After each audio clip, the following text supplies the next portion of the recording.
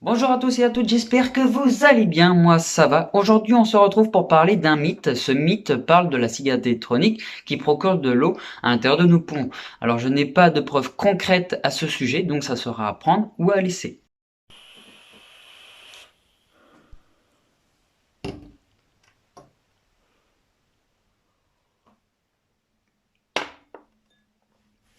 Donc la cigarette électronique donne-t-elle de l'eau à l'intérieur de nos poumons? Parmi les mythes qui ont la vie dure avec la cigarette électronique, donc nous avons celui-ci, comme quoi la cigarette électronique, la vapeur, nous procure de l'eau à l'intérieur de nos poumons. Tout comme la nicotine qui est cancérigène. Donc un autre mythe.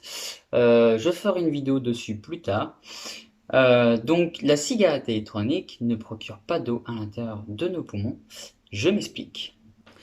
Tout d'abord, il n'y a pas d'eau dans les liquides, ou alors à l'état de traces infimes pour fluidifier les arômes et pour obtenir un mélange homogène. Cependant, l'eau même à l'état de traces infimes de moins de 0,5% a été abandonnée par les fabricants qui préfèrent l'éthanol parfois et le propylène glycol pour la majorité des cas.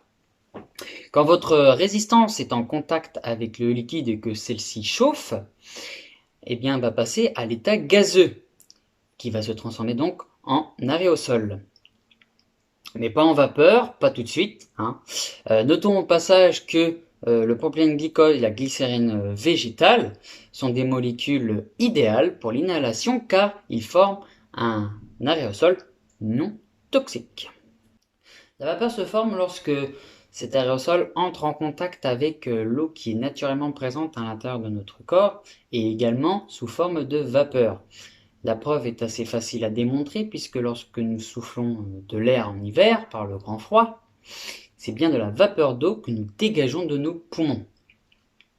Et donc pour en finir avec ce mythe, ajoutons que le propylène glycol, utilisé aussi en aérosol pharmacologie, est un déshumidificateur, un humectant qui retient l'eau. Les vapoteurs le savent, le PG assèche les muqueuses. C'est pour ça qu'il est bon de boire de l'eau quand nous vapons.